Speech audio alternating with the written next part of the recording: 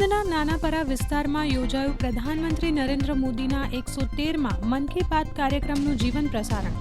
સાંસદ મિતેશ પટેલે ઉપસ્થિત રહી મન કી બાત કાર્યક્રમ નિહાળી સ્થાનિકોની સમસ્યા સાંભળી. આદરણીય પ્રધાનમંત્રી નરેન્દ્રભાઈ મોદી સાહેબ મન કી બાતમાં જે વાતો કરે છે, મનની વાતો કરે છે, એ વાતો છેક સુધી નીચે સુધી પહોંચે એના પ્રયત્ન કરી રહ્યા છે. અને દર મહિનાના આખરા મીન્સ લાસ્ટ સન્ડેના રોજ જ્યારે મન કી બાતનો કાર્યક્રમ હોય છે ત્યારે આ રીતે પૂરા આણંદ જિલ્લામાં દરેક પરા છે, જે ઇન્ટિરિયર પરા છે, ત્યાં સુધી પહોંચવાનો મારો એક પ્રયત્ન છે. પ્રધાનમંત્રી નરેન્દ્ર મોદીની વર્ચ્યુઅલ ઉપસ્થિતિમાં દાહોદ ખાતે યોજાયો લખપતિ દીદી કાર્યક્રમ. કાર્યક્રમની શરૂઆત વિદ્યાર્થીનીઓએ સ્વાગત ગીત રજૂ કરી મહેમાનોનું કર્યું સ્વાગત.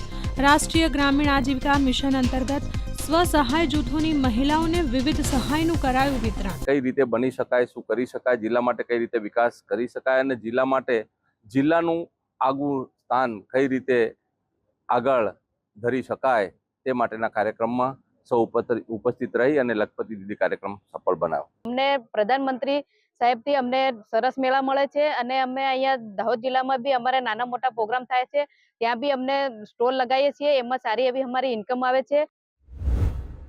પ્રધાનમંત્રી નરેન્દ્ર મોદીના 113માં મન કી બાત કાર્યક્રમમાં ઉત્સાહભેર જોડાયા વલસાડવાસીઓ. રોલા ગામ ખાતે મોટી સંખ્યામાં સ્થાનિકો ઉપસ્થિત રહી નિહાળ્યો મન કી બાત કાર્યક્રમ.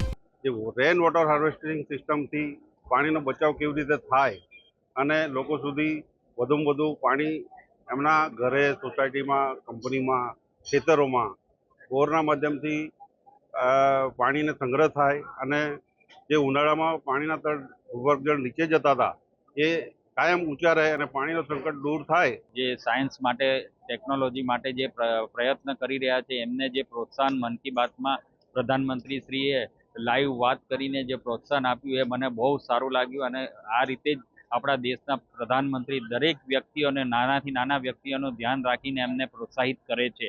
એટલા માટે આ ખૂબ મને કાર્યક્રમ ગમ્યો. સરહદી બનાસકાંઠા જિલ્લામાં યોજાયું મન કી બાત કાર્યક્રમનું જીવન પ્રસારણ. કોરોટી ગામે સમસ્ત ગ્રામજનોએ સાથે મળીને કમિટી હોલ ખાતે દૂરદર્શનના માધ્યમ થકી નિહાળ્યો કાર્યક્રમ.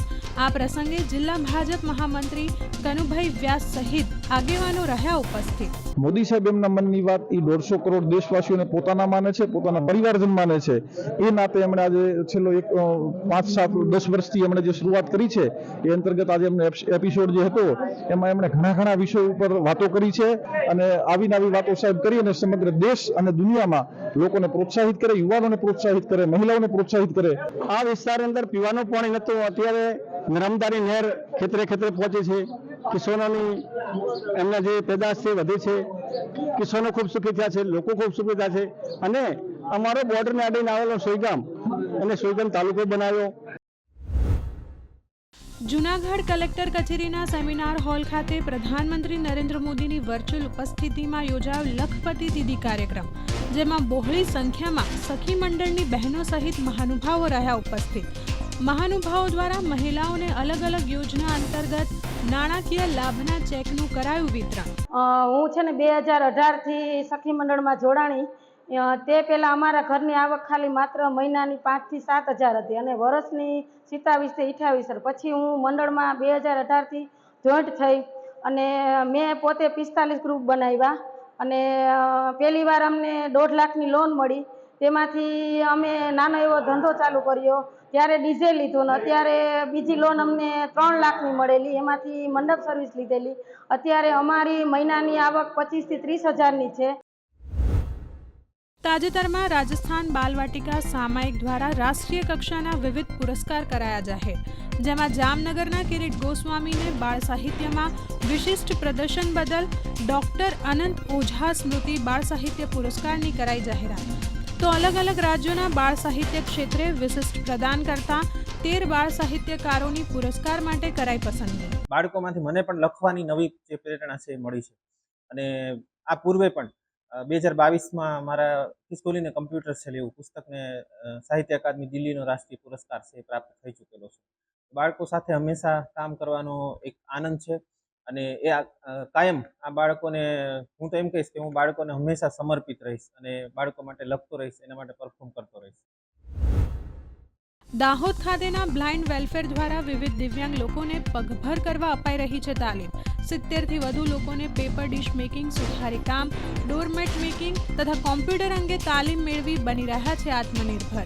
દિવ્યાંગો સ્વાવલંબી થઈ શકે અને પોતાની રોટલી જાતે પ્રાપ્ત કરી શકે તેના માટે આગળ 3 જુદા જુદા પ્રકારની તાલીમ આપવામાં આવે છે, જેમાં એક કોમ્પ્યુટર તાલીમ, પેપર ડીશની ટ્રેનિંગ, સુથાર ફર્નિચર બનાવવાની, સીવણની ટ્રેનિંગ તેમજ ફાઇલો બનાવવાની ટ્રેનિંગ આપવામાં આવે છે, જેનાથી એ સ્વાવલંબી બની શકે, અમારા દિવ્યાંગ ભાઈ બહેનો રોજગારી મેળવે છે. ગીરનું ઘરેણું ગણાતા સિંહોના અકસ્માત મૃત્યુ સૌથી મોટો ચિંતાનો વિષય.